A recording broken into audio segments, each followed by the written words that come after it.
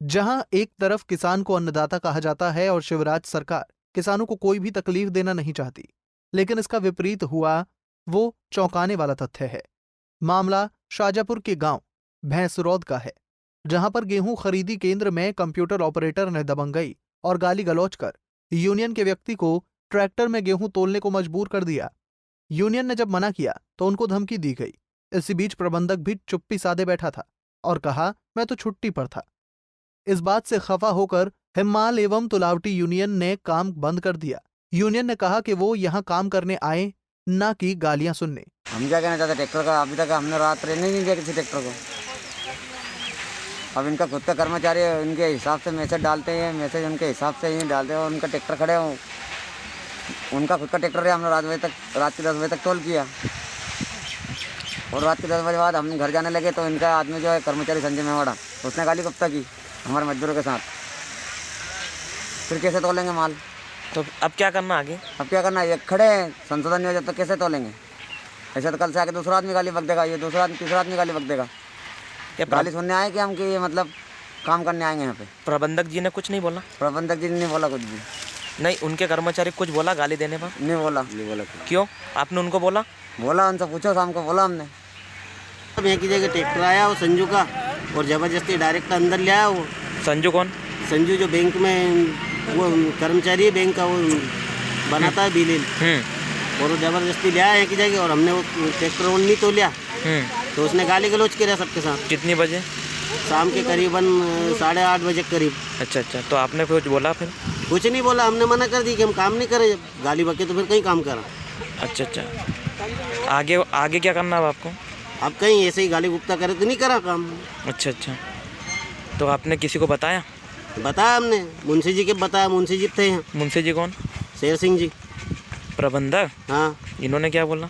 उनने तो कहीं नहीं बोली। तो कल छुट्टी पर था अभी तो क्या कि मैं तो छुट्टी पर हूँ यहाँ ये जाने।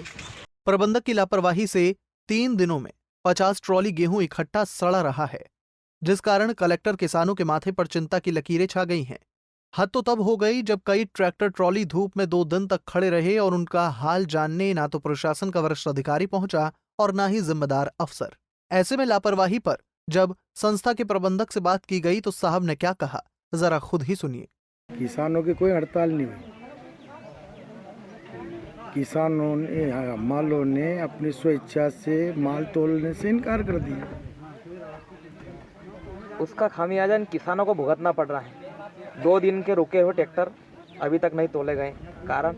ये कारण है कि हम माल ने 11 बजे मेरे को मैं मना करा कि हम नहीं तोलेंगे, और उसके लिए तत्काल व्यवस्था में कर नहीं पा सकते। व्यवस्था हो चुकी है, सुबह 7-8 बजे वापस चालू हो जाएगा गाड़ी। कितने गांव के किसान आ रहे हैं अभी 6-7 गांव के किसान हैं। लगभग SMS द्वारा कितने किसानों को बुलाया जा रहा है शासन की गाइडलाइन अनुसार? ये शासन के आदेश अनुसार शासन द्वारा ही इनको मैसेज दिया जा रहा है, ना कि संस्था द्वारा। कितने? बड़े किसान है 10, छोटे 5, बड़े किसान 20, छोटे किसान 5 पर डे। तो यहाँ तो आवश्यकता से ज़्यादा ट्रैक्टर लगे हुए हैं। 2 रोज 4, 5, 6 के ट्रैक्टर हैं। कारण? 4 तारीख, 5 तारीख, 6 तारीख के मैसेज आ चुके हैं किसान के पास। 6 तारीख तक का मैसेज है उनके पास। अच्छा। 4 से लगाए 6 तारीख तक को, तो 6 तारीख के लाके खड़े कर दिए, 5 तारीख वाले लाके खड़ा कर दिए। अब 4 तारीख 6 वाला का भी आ गए। ये कहना गलत नहीं होगा कि प्रबंधक ऑपरेटर की दबंगई के आगे शासन प्रशासन भी नतमस्तक है।